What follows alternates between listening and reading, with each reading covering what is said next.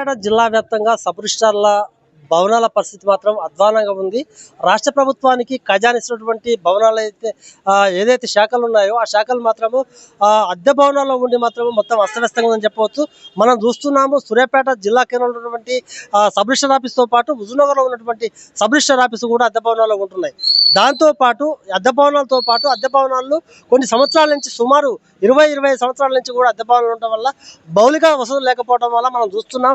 విజువల్స్లో చూస్తున్నాం ఇక్కడ సూర్యాపేట జిల్లా కేంద్రంలో సబ్ రిజిస్టర్ ఆఫీసు వద్ద సరైన వసతులు లేక ఇరిగిపోయిన కుర్చీలు ఇరిగిపోయిన బల్లాలతోనే ఉంటున్నాయి. ఎక్కడ చూసినా కూడా గుంతలమైనటువంటి సబ్ రిజిస్టర్ ఆఫీసు. ఎందుకంటే మనం ముఖ్యంగా చూస్తున్నాము సూర్యాపేట జిల్లాలో ప్రతి నెలకు పెద్ద ఎత్తున కూడా రిజిస్ట్రేషన్ అవుతున్నాయి. పెద్ద ఎత్తున ప్రభుత్వానికి ఆదాయం వస్తుంది. అయినా కూడా సబ్ రిజిస్టర్ ఆఫీసులు ప్రభుత్వం మాత్రం పడుచుకోకపోవడము మొత్తం గౌరవం చెప్పవచ్చు. ఎందుకంటే సూర్యాపేట జిల్లా ఒకటే కాదు తెలంగాణ రాష్ట్ర వ్యాప్తంగా కూడా సబ్ రిజిస్టర్ ఆఫీసులు పెద్ద ఎత్తున కూడా ప్రైవేటు భవనాల్లో ఉంటున్నాయి. మొత్తం మనం చూస్తున్నాము ఒక సూర్యాపేట జిల్లాలో ముఖ్యంగా చూస్తే సూర్యాపేట హుజూర్నగర్లో మాత్రం సబ్ రిజిస్టర్ ఆఫీసుల్లో మొత్తం కూడా ఎక్కడ కూడా వసతులు లేవు. ముఖ్యంగా మనం చూస్తున్నాము ఎవరైతే భూములు అమ్మకాలు చేస్తున్నారో కొనుగోలు చేస్తున్నారో వాళ్ళు నిత్యము ప్రతిరోజు సబ్ రిజిస్టర్ ఆఫీసుల్లో లావాదేవీలు కొనసాగిస్తుంటారు, రిజిస్ట్రేషన్ చేసుకుంటున్నారు.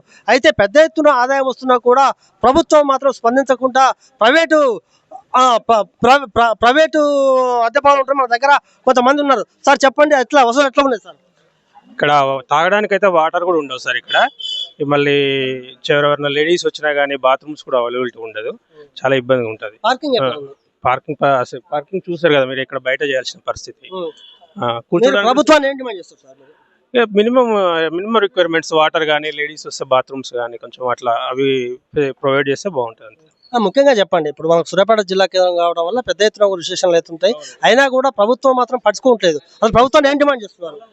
మినిమం ఫెసిలిటీస్ అంటే కనీసం మనం ఏంటంటే ఇక్కడ కూర్చోవడానికి కొంచెం కుర్చీలాగా ఉండాలి, బాత్రూమ్స్ ఉండాలి, ఇక్కడ టాయిలెట్ ఫెసిలిటీ లేదు, తాగడానికి వాటర్ కూడా ఉండవు సార్. ఇక్కడ ఆఫీస్ వాళ్ళు కనీసం వాటర్ కూడా ప్రొవైడ్ చేయరు. బాత్రూమ్ సౌకర్యం మాత్రం ఘోరం. ఎందుకంటే ఆడమగ వస్తుంటారు, వాళ్ళు వచ్చినప్పుడు చాలా ఇబ్బంది పరిస్థితిని ఎదుర్కొంటున్నారు. ఇది ఎట్లా చూస్తున్నారు మీరు? కొంచెం చాలా ఇప్పుడు మేము దాదాపు ఒక 10-15 years నుంచి సూర్యాపేటకు వస్తున్నా. అప్పటి నుంచి అదే పరిస్థితి ఉంది. ఇక చెప్పినా కానీ ఎవరు పట్టించుకునే వాళ్ళు లేరు. ఇప్పుడు మనం చూస్తున్నాము ఒక ఎవరైతే భూమి కొనుగోలుదారులు ఉన్నారో వారు చెప్తే ఏంటంటే మేము గత 15 సంవత్సరాల నుంచి కూడా మేము సబ్ రిజిస్టర్ ఆఫీస్ సూర్యాపేటకు వస్తున్నాము.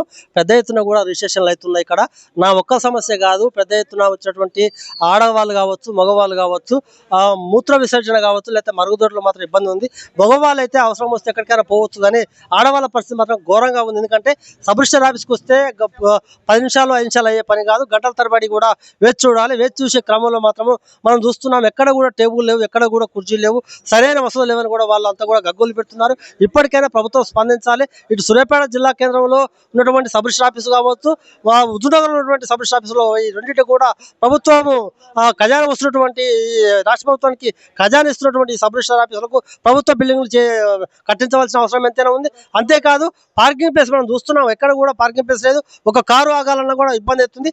అంతేకాదు ఖచ్చితంగా మాత్రం సబ్ రిజిస్టర్ ఆఫీసులు ప్రభుత్వం స్పందించి ప్రభుత్వ ఆఫీసులు కట్టించే వరకు కూడా కట్టించాలని వారు కోరుకుంటాం. మనం చూస్తున్నాము లోపల చూస్తే పరిస్థితి ఘోరంగా ఉంది. ఎందుకంటే ఒక్కొక్క రూముల్లో దస్తావేజులు చేలు బట్టి వర్షం వస్తే మాత్రము పెద్ద ఇబ్బంది అయ్యే అవకాశం ఉంది. 20 సంవత్సరాల నుంచి కూడా అద్దె చెల్లిస్తున్నారు. నెలకు 11,000 రూపాయల మీద అద్దె చెల్లిస్తున్నా కూడా ఎలాంటి మరమ్మతులు లేవు. ఖచ్చితంగా కూడా ఇక్కడ ఉన్నటువంటి డాక్యుమెంట్ అయితే కొంతమంది చెప్తున్నారు మేము ముందుకు వచ్చి మాట్లాడే పరిస్థితి లేదు, ఖచ్చితంగా మాకు కూడా ప్రభుత్వ కట్టించినటువంటి బిల్డింగ్ ఉండాలి, అన్నిటి వసతులు ఉంటేనే బాగుంటుందని కూడా వాళ్ళు కోరుకుంటున్నారు. ఏది ఏమైనా కూడా సూర్యాపేట కావచ్చు ఇటు హుజూర్నగర్లో మాత్రము ప్రభుత్వ బిల్డింగులతో అన్ని వసతులు ఏర్పాటు చేసి సబ్ రిజిస్టర్ ఆఫీస్ నిర్మించాలని కూడా పేరు కోరుకుంటున్నారు.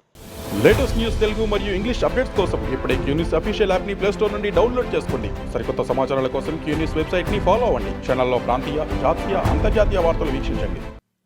లైక్ చేయండి.